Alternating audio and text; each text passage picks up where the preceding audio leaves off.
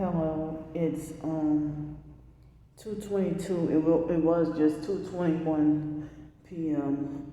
And so here's an update on that new homeless little situation. So now the new shelter with the huts or whatever is supposed to be postponed. Now they're saying that the huts or whatever won't be ready until the end of the year.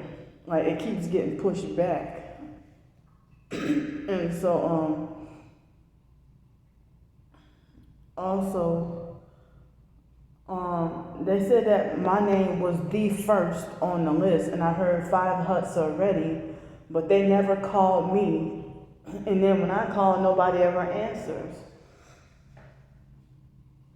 So a lot of these homeless shelters, just like Section 8 landlords, never answer their phones. So I thought I don't know if they're going to wait till all of them are built to let people in or what, but they told me back in April that my name was the first name on the list. And I have not been hearing anything from them directly, but so I kind of think I know why, but anyway,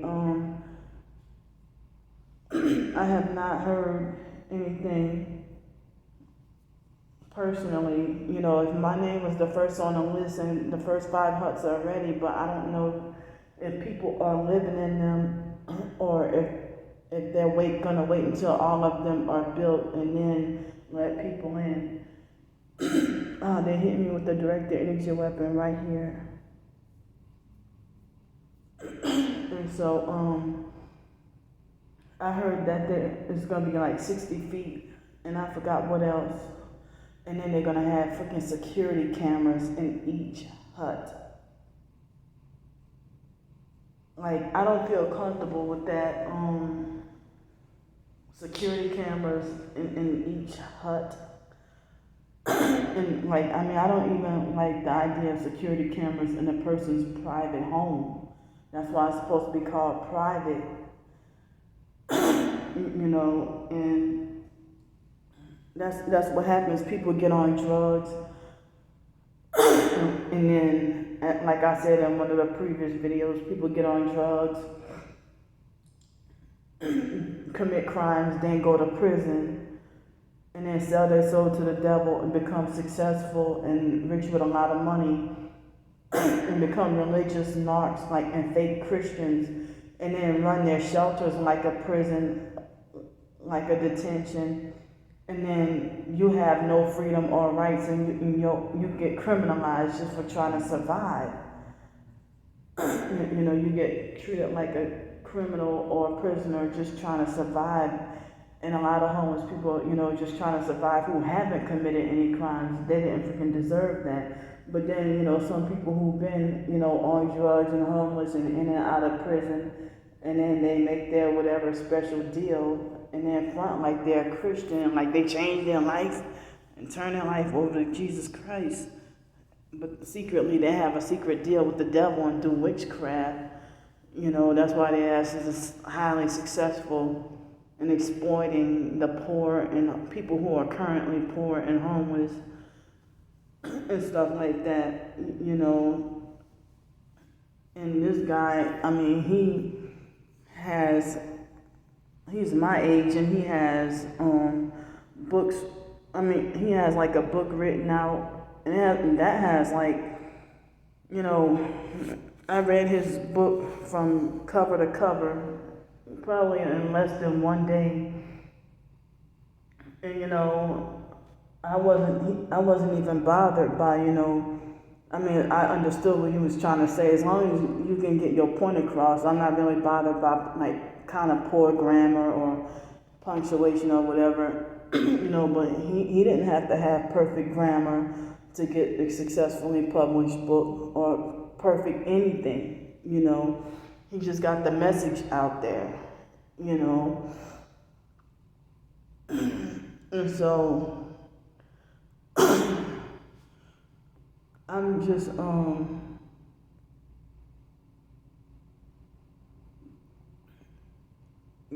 so now that shelter, I don't even know if the shelter is being deliberately held back. I don't think it's him doing it, but I don't know who will be held responsible for deliberately. I mean, it seems like as if he really wants to get the shelter going, but I'm wondering if another person is, or some people are deliberately holding everything back when people need housing and they need shelter.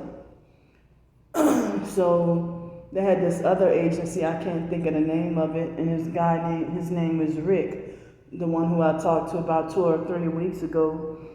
And so if Opening Doors or these other agencies have if they have funding, why the hell are you still telling me, oh, you gotta make 3.5 times the rent? Or, you don't qualify because you gotta have 3.5 times your rent. And making it like as if I had to pay for my own housing. So it was like the day after I had quit, and I told him I had just quit, and the guy Rick acted narcissistic and controlling and very mean, and I didn't see any way that he was trying to help it, but everybody tried to make it like he was a great person to talk to and one of the best people who try to help you get back on your feet and stuff. But not when it comes to me. I'm supposed to be expected to do it on my own and fend for myself.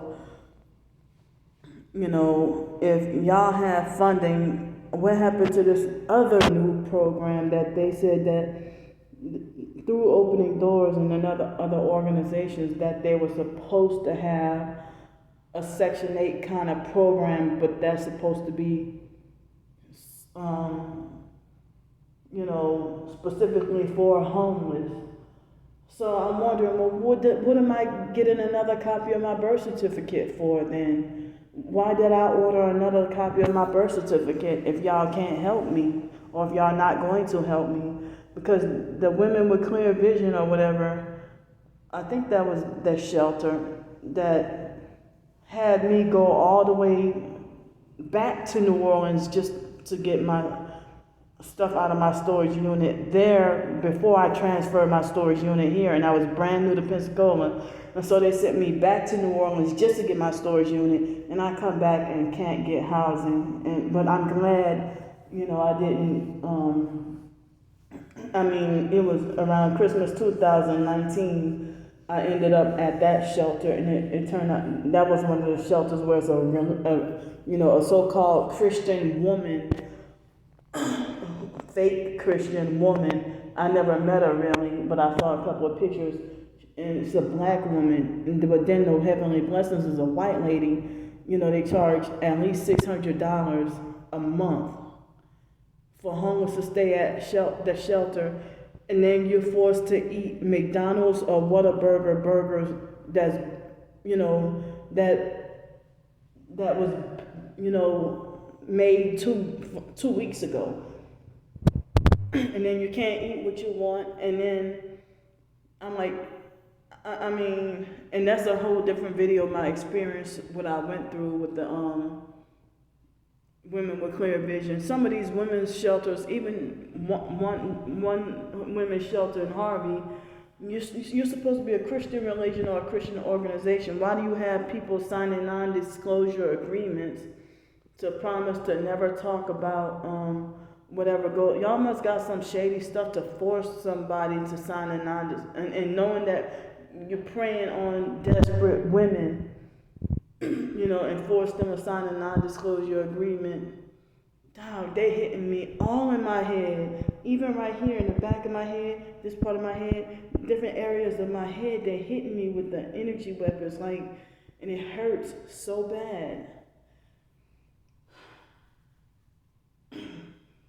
So some people see these so-called religious, so-called Christians run these shelters and put you in compromising or situations knowing you're desperate, and then they PREY prey on you being desperate and desperate enough to that you'll just take anything just for relief and think you got some comfort. You know, I don't want to be in a hut. You know, bad enough we got to be in a shelter with security cameras, but in a hut, private hut with security camera in each hut, you know, that by me being a targeted individual, any disrespect or any harm or violation done, security cameras do not protect you as a targeted individual. That, you know, it's like they freaking, you know, stalk and spy on your every move and stuff like that. So, I mean, at Women with Clear Vision, they had a homeless female with menstrual blood and diarrhea on her hands. And she put her hands in the bread, and those other women didn't care, and they went right behind her and put their hands in the same bag of bread, the same loaf of bread. And they try to make like that was all that they like. I'm like, after she put her hands in there, I'm not putting my hands in there.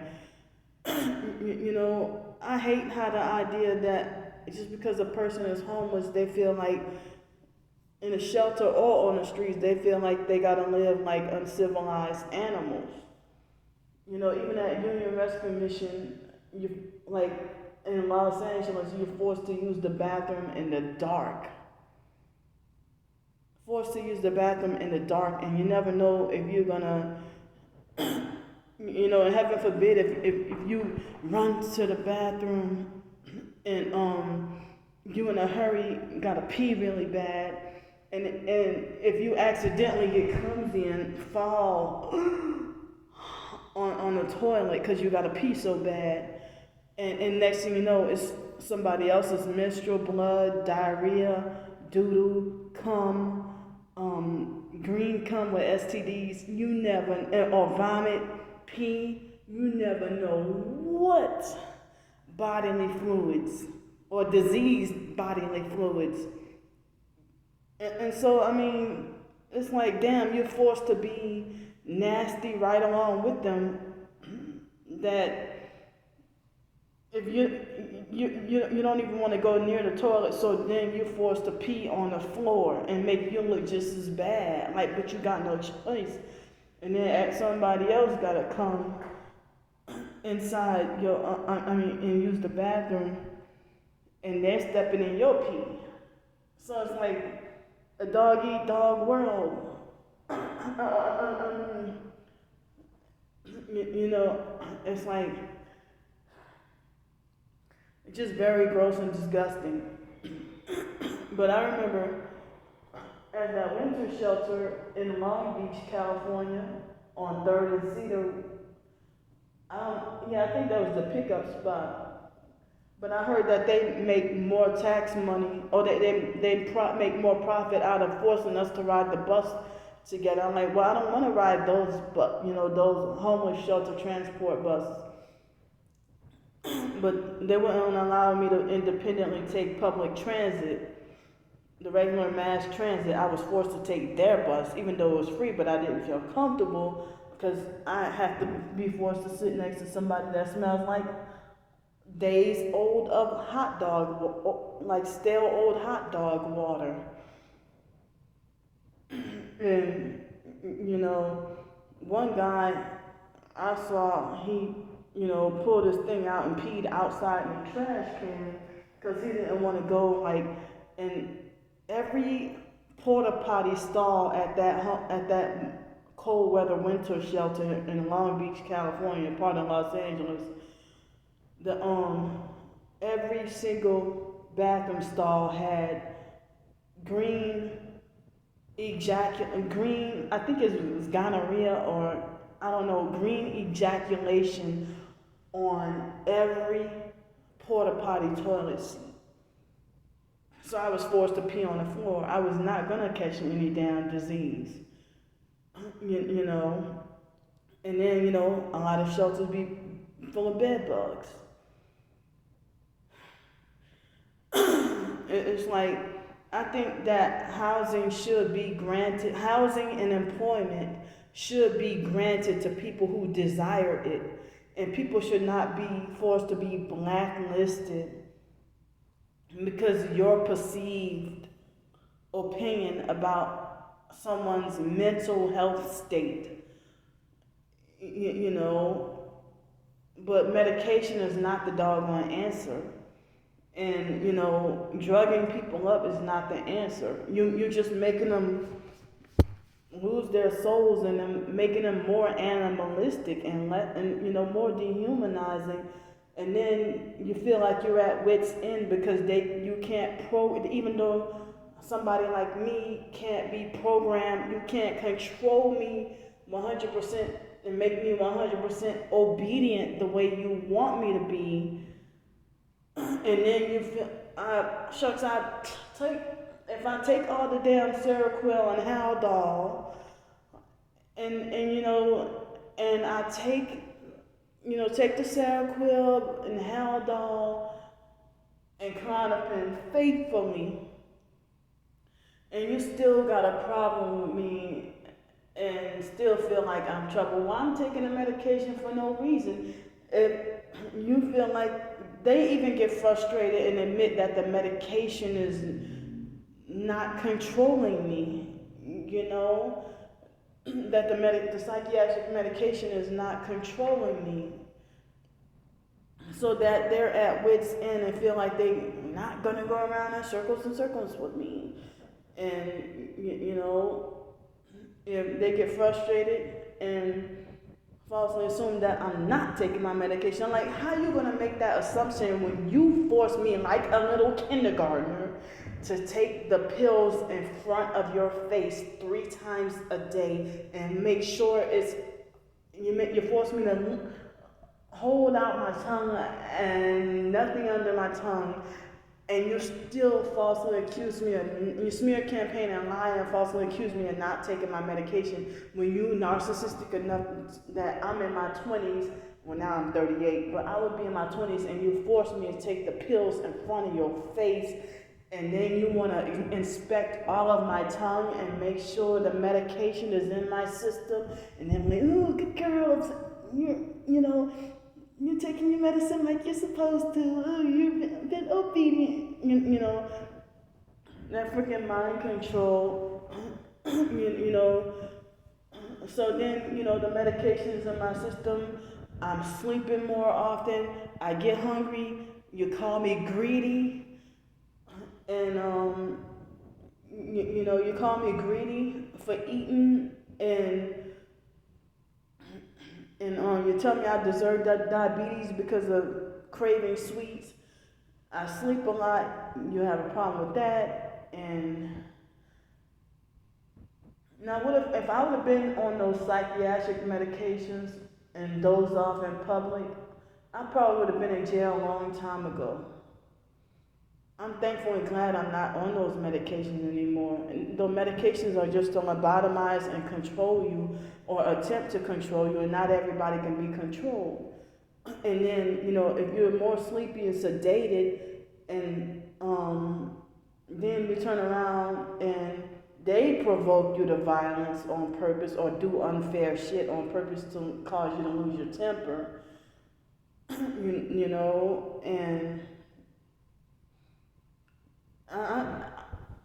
I mean, I'm just thankful and glad to, you know, if I would have, you know, me being homeless and then forced to see a psychiatrist and take medication, I probably would have lashed out physically long time ago, or done something more crazy, or I probably would have been dead from suicide, because those medications push you to suicide. The medications push you to suicide.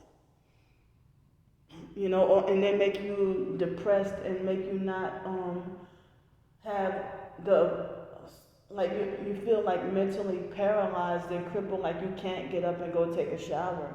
Sometimes you're laying in the bed and pee on yourself, and just, you know,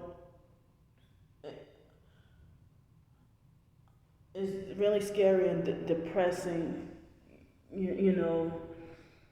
it's worse when you're homeless and in that situation, but then if you're locked in the house all day, it's still, very depressing. And I remember my experiences in that fake mental health shelter in New York, where they robbed me of all my freedoms and rights and treated me like a punished child and was very abusive. It's like almost everybody was a narcissistic perp in the I think I heard that shelter is now defunct, but it used to be in 2006 at 350 Lafayette Street in New York City. They call it CUCS. They were taking all your money too. And I don't really remember what CUCS stood for, but it was a mental health shelter that they forced me against my will. And then they put me in this low income place where I was forced to live with roommates who were pulling knives on me. Nobody believed me. Everybody thought I was crazy. They thought I was the crazy one. When Crystal Marshall, she was supposedly a Gulf War vet, and I don't remember what military branch she was in. And every time she would, give me all her used, dirty old items and old papers and stuff as fake gifts. And, when I was on antibiotics and I had diarrhea, and I accidentally made diarrhea on her small little rug that she had, and I didn't mean to do it. And that she had proceeded to try to kill me every single day. I mean, and I didn't have the money at the time I hand washed it. That wasn't good enough for her. So she tried to say, no, that has to go through cycles. It was like when I came back from New Orleans to try to settle in New York, and then I ended up in a mental hospital, and I was wondering, damn, well, I didn't know about blood sacrifice at that time, but come to think of it, it seems like somebody was trying to have me heavily sacrificed in that mental hospital in New York, or even before then. She was an alcoholic and a narcissistic abuser, and even the other roommate was a narcissistic abuser as well, and always compared herself to me and tried to make me feel inferior and stuff like that. But truth is, they both were jealous of the size of my ass. And then, they said that they wanted a big butt like me. And I'm like, so you want to kill me mainly because of you're jealous of the size of my buttocks? And they were both older than me, and she kept trying to kill me and nobody wanted to help me, and so I had took an overdose of pills trying to commit suicide, and they put me in a mental hospital, and I was locked up in a mental hospital, and then the biological family got me out, and that's how I ended up in Denton, Texas. And they were preying on and using and taking advantage of my money. So, like Mark, the biological gay brother Mark, wants me psychiatrically medicated so that he can use that to, lower my inhibitions and take advantage of me, take advantage of my money and stuff like that, And people prey on and take advantage of me, with me being, they don't do it as much. I don't get taken advantage of that much anymore now that I'm older, but when I was younger, I guess it's the environment. Like Louisiana, Mississippi, and Texas, and Alabama, they do a lot of rape and taking advantage. But I go to other cities and states, people don't really take advantage of me or rape me all that much, But I stay off to myself, I'm a loner and always have been, and Ramona's like that too. Try to take all your money. A lot of, not all of my family members, but some of them, try to take all your money and take advantage of you and stuff. But so-called like acquaintances or strangers, would do stuff like rape me and stuff in the past, So I try to not even make friends no more. Too many people hurt now. People just too painful nowadays. People are just, I don't understand. People are wicked and evil and mean but at the same time, they're wicked, evil, and mean, but at the same time, they want to be self-righteous and think they can issue out judgment and punishment like you think you're bigger and better and higher than God. So, I'm glad at this library that my phone is charging. I'm gonna have to get a different cord, and I'm gonna have to get a different cord. I skipped lunch, and I'm so hungry. I should have drunk at least another glass or two of water from breakfast this morning, and I skipped lunch because all I have enough money for is dinner and maybe another cord for my phone, and then a cab ride to back downtown. So the next few days, I guess it's supposed to not rain. It's supposed to not rain, but the thing is, the bathroom or the potty issue is, so I'm really scared, and being scared of being out in the open and being harassed by people and stuff like that. It's really scary and frightening. I never know what I'm gonna have to encounter. So I really want to eat, and I'm just so hungry. And that narcissistic human trafficker DJ try to condemn me, saying you don't need to be eating 3 meals a day. Well, how come it's child abuse if a child eats less than 3 meals a day? That's they call that child abuse. But why should an adult eat less than 3 meals a day? You don't need to be eating